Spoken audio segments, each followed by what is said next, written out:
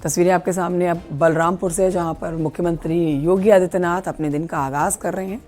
और देखिए, सुबह पूजा पाठ करने के बाद सीधा गायों को चारा खिलाने के लिए चाराघर में मुख्यमंत्री इस समय आपको नजर आ रहे हैं। गुड़ और रोटी खिला के गायों को उनकी सेवा की जा रही है। तो गौ सेवा में मुख्यमंत्री योगी आदित्यनाथ करते हैं सबसे ज़्यादा भरोसा, और इसीलिए अपने दिन का आगाज़ वो जब भी, चाहे वो गोरखपुर में हो, अपने गृह क्षेत्र में हो या फिर किसी और क्षेत्र में हो, गौ सेवा जरूर करते हैं। सर्वेश हमारे सहयोगी और जानकारी देंगे। सर्वेश, आज मुख्यमंत्री योगी आदित्यनाथ कई कार्यक्रमों में शिरकत करने जा रहे हैं। आज व्यस्त दिन और दिन का आगाज गौ सेवा के साथ। जब भी योगी आदित्यनाथ जी यहाँ पर आते हैं तो उनका पहला यही काम होता है, सुबह उठते हैं तो माँ पाटेश्वरी का दर्शन और पूजन करते हैं। उसके बाद वो परिक्रमा लगाते हुए पूरे मंदिर परिसर में भ्रमण करते हैं, सूर्य कुंड का परिक्रमा करते हैं और उसके बाद वो गौशाला जाते हैं। तो अभी गौशाला गए हुए हैं, वहाँ पर गायों को चारा खिलाना और गुड़ खिलाना उनका काम होता है। गायों से वो दुलार भी करते हैं। तो उनका ये रूटीन, जब भी वो यहाँ आते हैं तो इस तरह का उनका रूटीन होता है। तो व्यस्ततम जो शेड्यूल होता है मुख्यमंत्री का, उसके पहले दिन की जो शुरुआत होती है वो इन्हीं कार्यक्रमों से उनकी होती है। और अभी गौशाला से आने के बाद लगभग 9 बजे उनका प्रस्थान है, वो अयोध्या के लिए रवाना होंगे। जी ठीक है, 2 तस्वीरें हमारे सामने हैं इस समय सर्वेश। एक तरफ गौ सेवा और दूसरी तरफ माता की पूजा कर रहे हैं, माता की भक्ति में लीन नजर आ रहे हैं।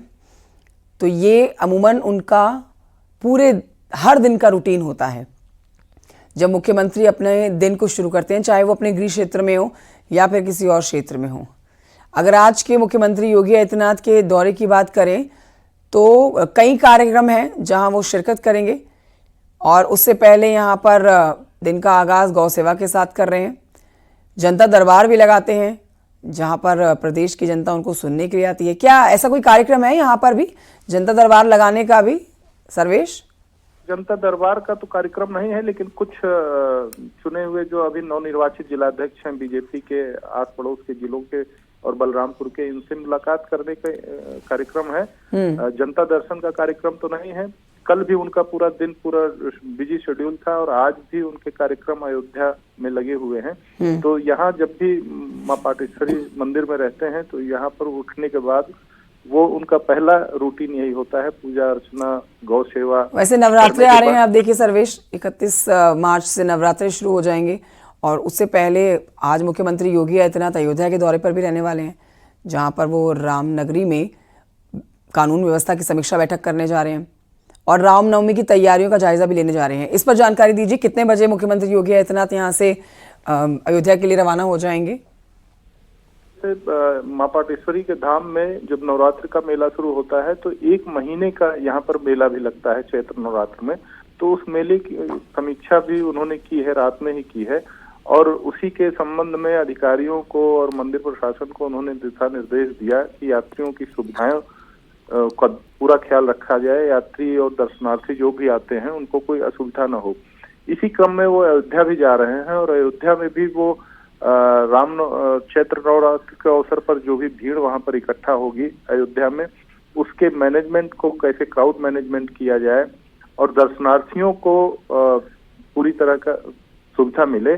और जैसे अभी महाकुंभ में जो चीजें हुई हैं कि पुलिस को एकदम सॉफ्ट रहने की बात कही गई है, और वो हर जगह जाकर के इस चीज का, अभी कल मीटिंग में भी उन्होंने कहा है कि जिस तरह से महाकुंभ में पुलिस ने एक मित्र की भूमिका निभाई है दर्शनार्थियों श्रद्धालुओं के साथ में, वो भूमिका पुलिस की हमेशा यही रहनी चाहिए। सर्वेश, ये भी कहा जा सकता है कि जिस तरह से महाकुंभ की अभी चौतरफा तारीफ हुई है, महाकुंभ जिस तरह से व्यवस्थित तरीके से आयोजन इसका इतने भव्य और मतलब बड़े लेवल पे किया गया, प्रधानमंत्री नरेंद्र मोदी ने भी व्यवस्थाओं की जमकर तारीफ की। तो अब एक योगी सरकार के ऊपर, मुख्यमंत्री योगी आदित्यनाथ के ऊपर हर एक धार्मिक कार्य को इसी तरह से सफलतापूर्वक कराने के लिए एक बड़ी चुनौती होगी।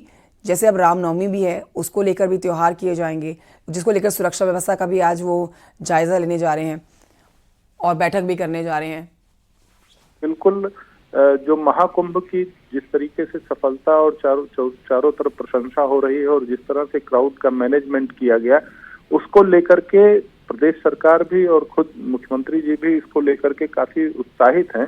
और जितने भी धार्मिक स्थल पूरे प्रदेश में है उस पर। ठीक है सर्वेश, बहुत शुक्रिया आपका जानकारी के लिए। तस्वीरें अपने दर्शकों को हम दिखा ही रहे थे, इस पर आप जानकारी दे ही रहे हैं कि देखिए